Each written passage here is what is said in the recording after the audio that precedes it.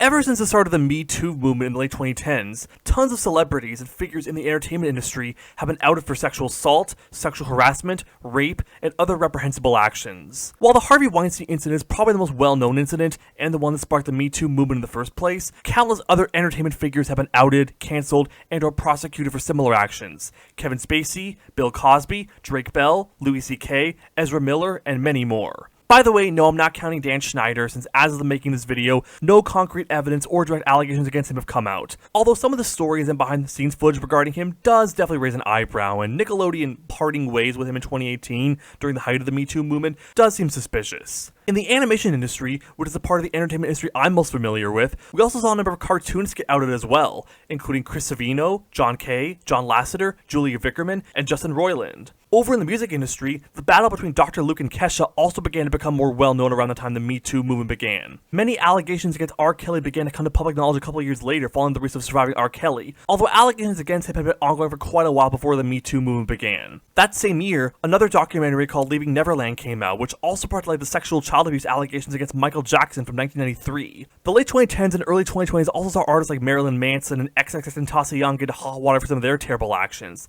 And the less said about 6ix9ine, aka Tekashi 6ix9ine, the better. Also, even though it's been known that they've done awful things for some time before the Me Too movement began, we can also add in people like Chris Brown, O.J. Simpson, Skylar Page, and Kodak Black. And I guess you can also throw in Justin Bieber for everything he did in 2013, early 2014. So, what's going on here? Why are so many people in the entertainment industry turning out to be awful people? Is there something about the entertainment industry that's inherently causing so many people from it to become violent abusers or sexual predators? Well, I would like to make the argument that there are not as many scumbags in the entertainment industry as it seems.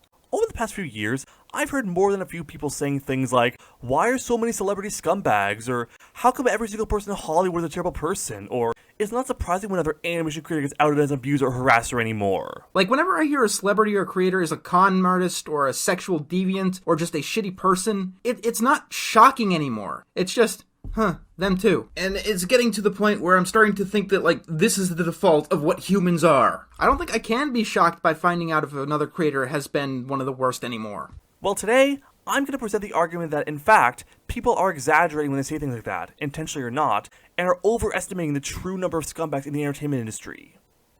Let me make my case. When you're a person in the entertainment industry, all eyes are going to be on you. Celebrities have very little, if any, private life. Nearly everything they do is going to be reported on by the media and talked about by the masses. And of course, news publications need stories to report on, and they know that a story about a celebrity committing a violent or sexual act is going to get them lots of clicks and reads in their articles. So naturally, stories about celebrities or figures in the entertainment industry turning out to be scumbags are going to get reported on. And especially in our current culture, with the rise of the Me Too movement, people have become less and less tolerant of sexual assault and harassment and are becoming more and more aware of its existence. When you consider both these factors, the reason why it seems like the entertainment industry is filled with abusers and rapists becomes obvious. If a celebrity turns out to be a scumbag, then of course the media is going to report on that, and the attention for it will be widespread. Add in a few of these stories happening not far apart from each other, and our pattern-loving brains are tricked into believing this is constant within the entertainment industry. But it's not really as bad as it seems. I don't mean that as in these stories about celebrities committing violent and or sexual crimes aren't really that bad. I mean that as in these stories aren't as frequent as they seem. The entertainment industry is filled with tens of thousands, even hundreds of thousands of people. All those terrible people I mentioned at the start of the video might seem like a lot of names, but when you consider the sheer number of people in the entertainment industry, that number seems a lot less significant. The number of people in the entertainment industry who have been outed for sexual harassment, assault, or something similar make up only a fraction of a percent of everyone in the industry. And even adding in those who have done those things but haven't been outed yet probably doesn't raise the percentage by that much. I can confidently say that every single celebrity or entertainment figure that you've heard turned out to be a scumbag, including everyone I mentioned at the beginning of this video, is less than 1% of 1% of the entire entertainment industry. So to me, people who say things like, nearly everyone in the entertainment industry is turning out to be a scumbag,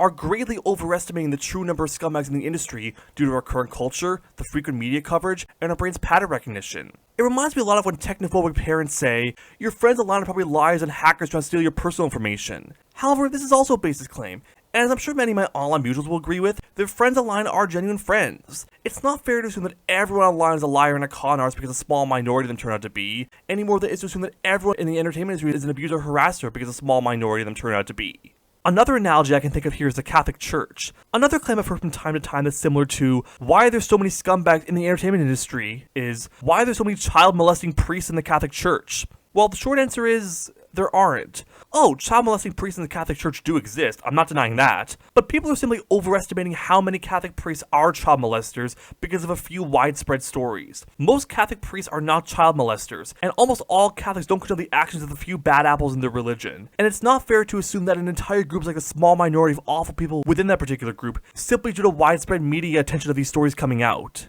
I think that media guy really said it best in one of his videos. All I can really say is that there are bad eggs in every community. The important thing to remember here is that most people in any given community that is not inherently immoral are upstanding people. I know it's hard to see this because the internet really amplifies the rotten voices, but my life has shown me that the vast majority of people, not just in the animation world, but the whole world, are not rotten. For example, I am a Catholic who is not afraid to proclaim his Catholic faith. When hearing that, some of you may point to the movie Spotlight and say, "This movie shows that the Catholic Church is filled with creeps. Can you really stand by it with all of that knowledge?" Yes, I can, because that is not the overwhelming majority of what the Catholic Church is. The reason the church has endeared over 1 billion faithful is because the vast majority of leaders in the church are honest-to-goodness individuals who want to spread the good news of great joy for all people. Spotlight is not what the Catholic Church is. And for the record, I do think that Spotlight is an amazing movie with great performances, impactful directing, and a gripping story. And the reason why it is so gripping is because you wouldn't think that the Catholic Church would harbor a conflict like this. Why?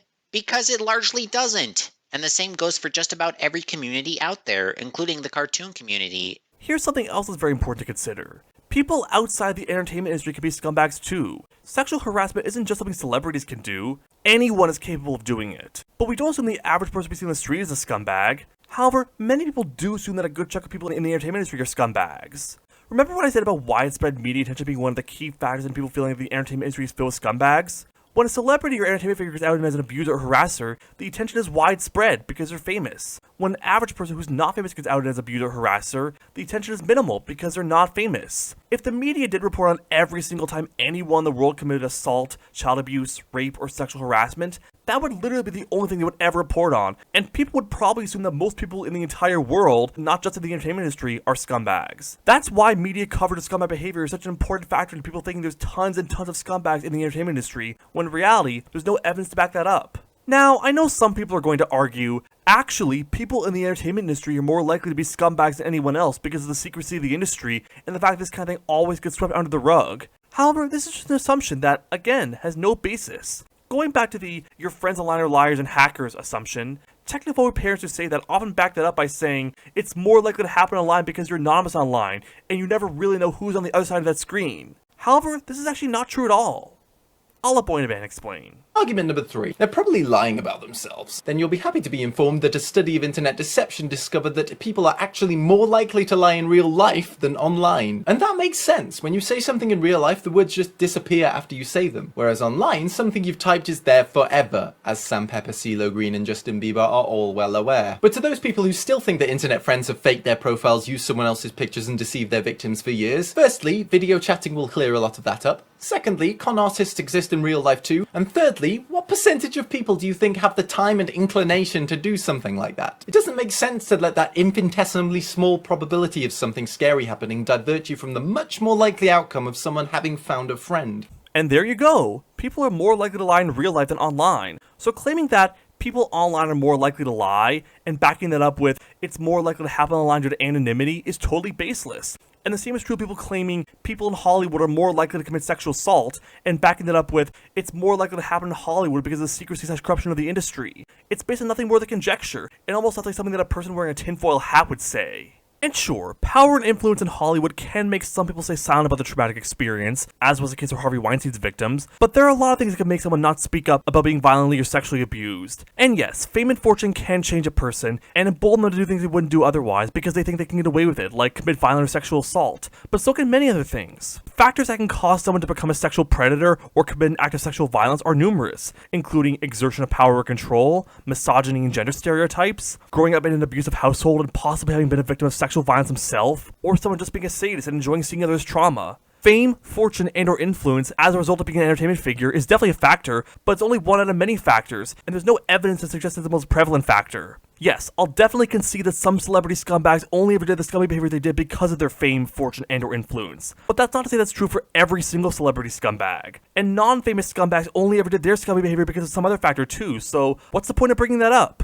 Honestly, I would argue the percentage of people in the entertainment industry who are scumbags and the percentage of people outside the entertainment industry who are scumbags is probably about the same. There's just way more media coverage of the former, so that's partly why a lot of people think that scumbag behavior in the former happens more often, because they hear about those stories more. Now, I know someone might counter that by saying, hang on, you said earlier that assuming there's a higher concentration of scumbags in the entertainment industry than outside of it is just conjecture, but you saying the percentage of scumbags in and outside the entertainment industry being roughly the same is just conjecture too. And to that I would reply, exactly. It's just conjecture.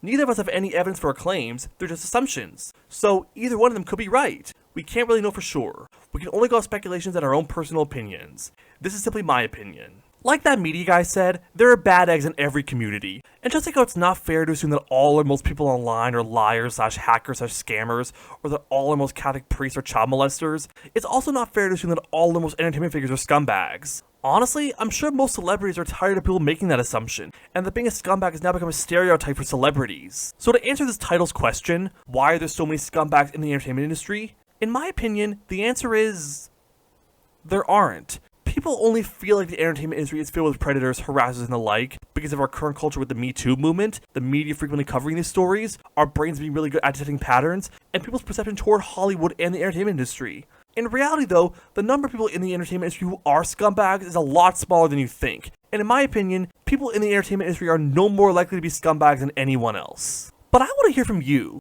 Do you agree or disagree with me on this topic? Do you genuinely believe the entertainment industry is harboring sexual harassers? Why not? Let me know in the comments. I'd love to debate with anyone who disagrees. By the way, if you are a victim of sexual assault, this is the National Sexual Assault Hotline. I'll also put a link in the description that provides some resources to anyone who has been sexually assaulted. Don't be afraid to reach out. There are people who can help you if you need it. Stay safe, everyone.